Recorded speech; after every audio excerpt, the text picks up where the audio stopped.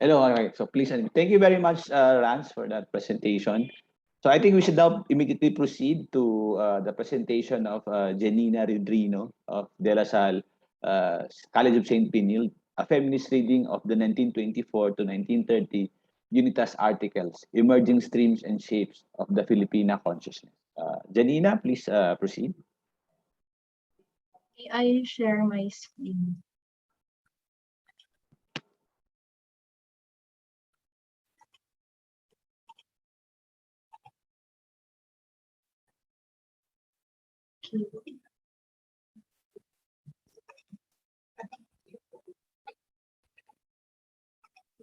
Is it playing in full speed? Oh, sorry. My presentation. All right. A pleasant day to all my fellow refugees of wisdom. I am Jenina Redrino, and I'm honored to present to you my paper entitled Feminist Reading of the 1924-1930 UNITAS articles, Emerging Streams and Shapes of the Filipina Consciousness. This exploratory study attempted to trace a genealogy of indigenous women's thought exhausted from the 1924 to 1927 articles, the earliest scientific research journal of the University of Santo Tomas, the UNITAS. These corpus are again compiled in the recently published Doing Philosophy in the Philippines, the Thomasian Collection, Volume 1. So who is the Filipino woman drawn from the 1924-1930 UNITAS articles? What identity can we find to represent the emerging streams and consciousness of the Philippine identity?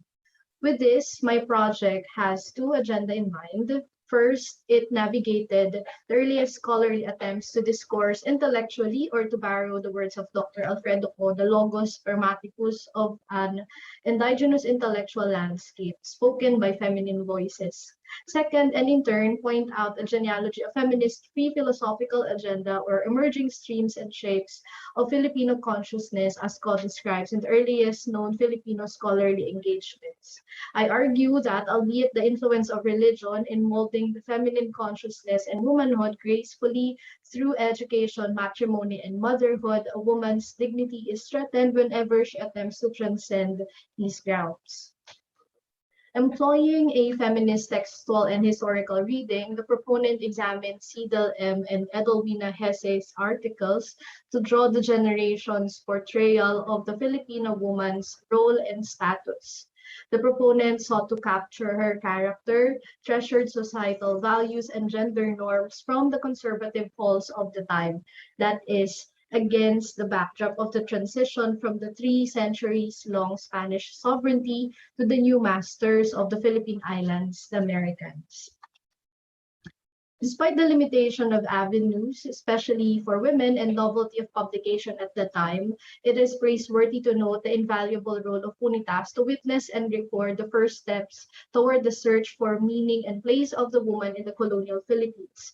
The articles illumined hope and the quest for acknowledgement of a woman's significant contribution within and outside the bounds of family life. Such is her constant existential battle cry, her dignity unrecognized if not sneered. Immersing into the literature, the 2-page article of the author that goes with the pen name or initials of Salle M commenced with a woman's acknowledgement of her indebtedness to her conversion to Christianity and emancipation from her native identity. Salle M and Edelwina Hesse, the second author for that matter, painted the picture of a socially transformed and elevated woman thanks to her Redeemer Christianity.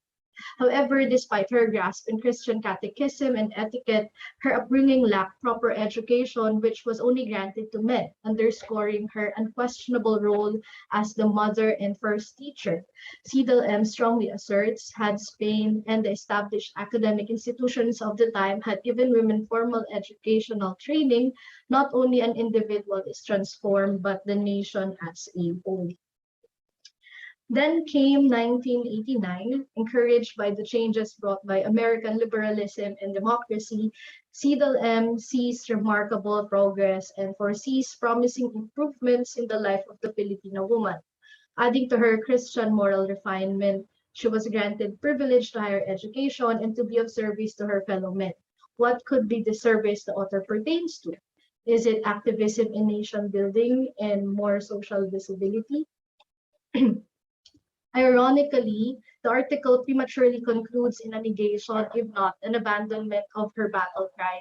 Her fervent demand for nationalism, inspired by her heroes and hopeful activism, has yet to ripen. Cedal M. writes, and I quote, "The sensible Filipino woman does not crave for suffrage, for she is content in her peaceful home, where she is resolved to keep her reign supreme." End of quote. A sensible Filipino woman who initially hoped for equality and to be in the forefront, humbly and nobly returns in the background. She is in the prophetic she is the prophetic resume of a woman that the author depicts. Her service entails the preparation of our men to be of service to the country. Let it be her contribution and her sacrifice. And then the two-part published article in 1927 entitled "A Study on the Social Status of Woman as Influenced by Religion" was authored by Sister Edelmina Hesse. She was the first directress of the Holy Ghost College, now College of the Holy Spirit, between 1920 and 1947. An educator and administrator of unequaled ability, her educational philosophy was "the soul of education is the education of the soul."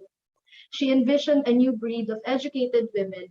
It was during Sister Edelmina's incumbency that the school expanded and opened the high school and the collegiate courses to girls.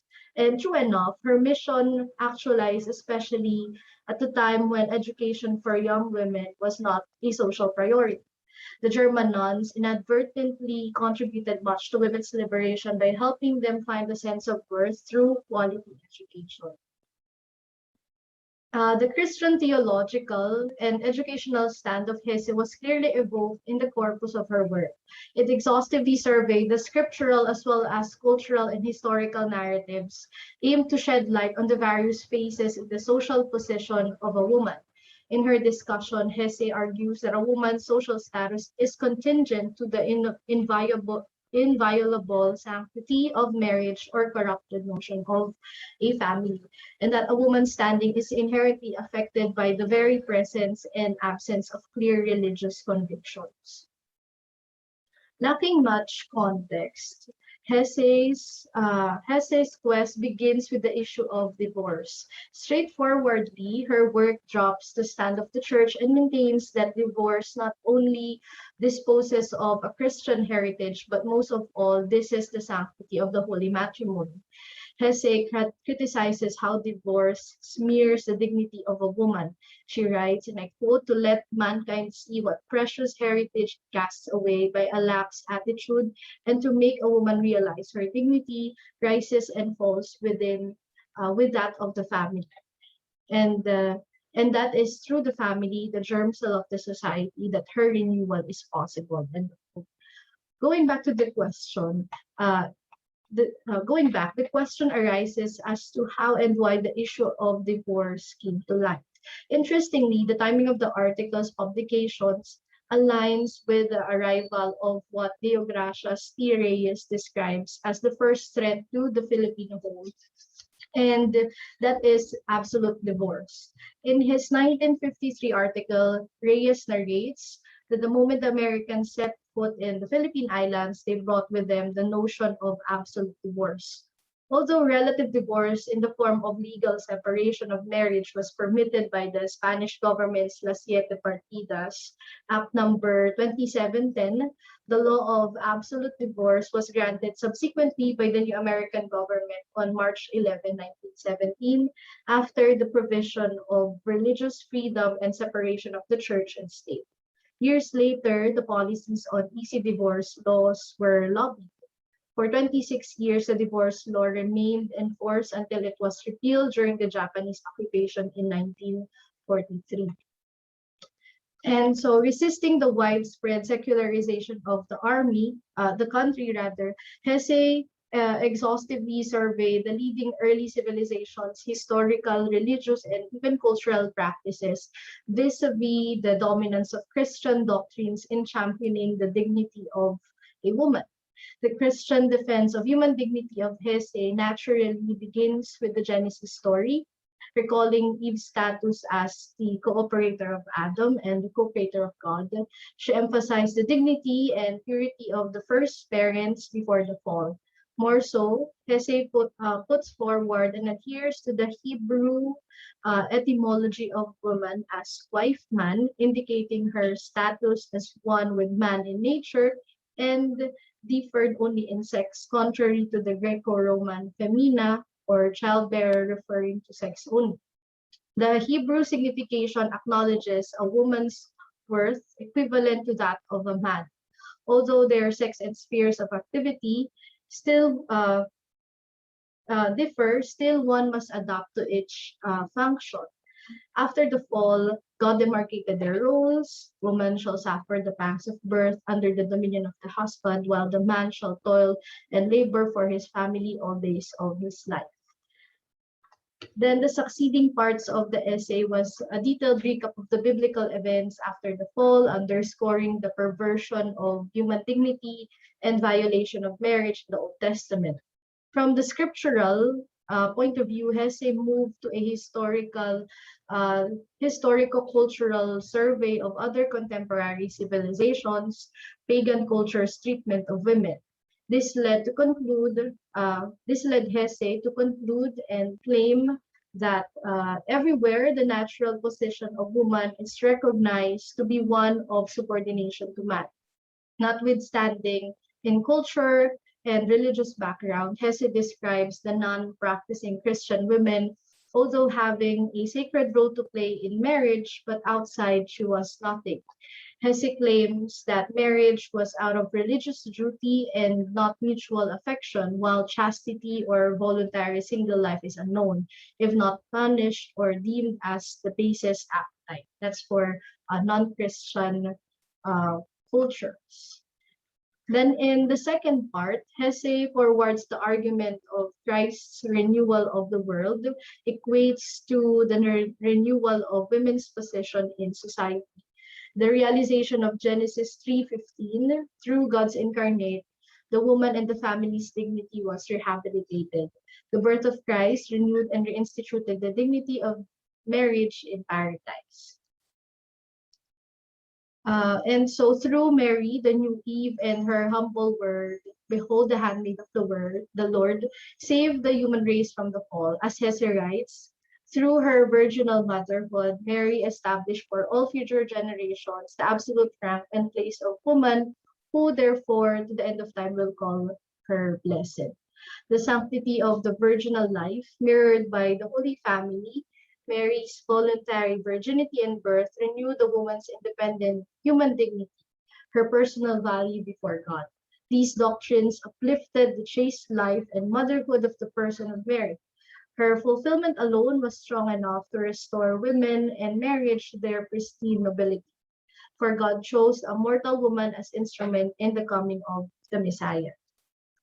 The very thesis of the work, that is on rehabilitation of marriage to its original dignity, was realized through the person of Christ and his love towards the church. The first miracle, the wedding at Cana, and Christ's explicit response, reaching the insoluble union of man and wife with the Pharisees, provoking question on divorce, renewed and defended its sanctity. Thus, in reaching the renewed dignity of the couple, their union edified the role and worth of rearing children of God and for God, a duty attributed most especially to a woman. The nurturing and protection of the Christian family, as stated in the main premise, supernaturally elevated the role and status of a woman. The woman, a person of equal dignity to man, a nurturer, a wife, and a mother, is the church personified, and in turn justifies the institution's inexorable guardship to the sacrament of marriage. And so to synthesize and conclude, pregnant with the promising feminist thoughts, the tension and contrast between the article's surfaces when placed vis-a-vis the backdrop of the cultural and political landscape of the time. Caught in between in a period of transition, both works speak of attempts to defend and resist from the deep-seated Christian traditions in the advent of the American regime, One written by Salle favors the changes brought by her new masters. On the contrary, the articles written by Edelmina Hesse denounce liberalism and religious agnosticism influenced by the United States. Indeed, the 300-year influence of colonial Spain and Roman Catholic Church could not be easily undone. At the heart of these two articles is the transition from an unknown pre-colonial identity to the colonial woman's search for meaning and worth. Having little knowledge of her roots, perhaps caused by the inherent regionalism in the pre-colonial Philippine island, or due to it having prematurely nipped in the bud, the Filipino woman learns her value from what she was taught and expected to be by her colonizers.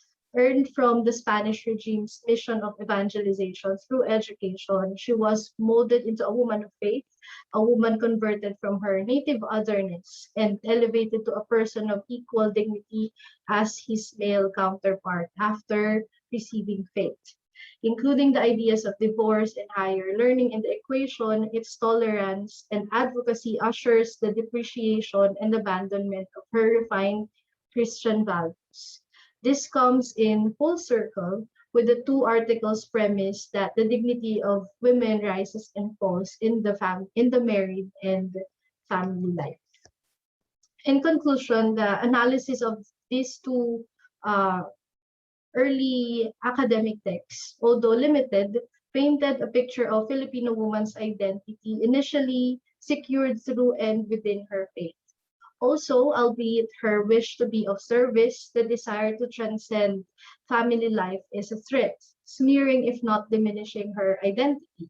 For Hesse, the primacy and glory of the woman's dignity lies in her faith, the renewed church, celibacy, and matrimony, while for Salle, her status can be seen through her participation in society and having equal privileges, most notably in the aspect of education. With this, the proponent puts forward how these two canons reveal to us a stream of our indigenous feminine consciousness that is a quest for inherent and civic worth. One indebted to the coming of Christianity in the Philippine soil, it elevated her dignity as equal to the man in the eyes of God and the Church. The other one, influenced by the arrival of liberal America, the enrichment of her academic and social footing as having equal privileges to man. Finally, the researcher recommends future studies to explore contemporary written works by women scholars from other sources such as literary works, academic texts, and other journal publications to add to the beginnings of the Filipino gender and women's narrative. That ends my presentation. Thank you very much for the opportunity to be here and for your attention and time.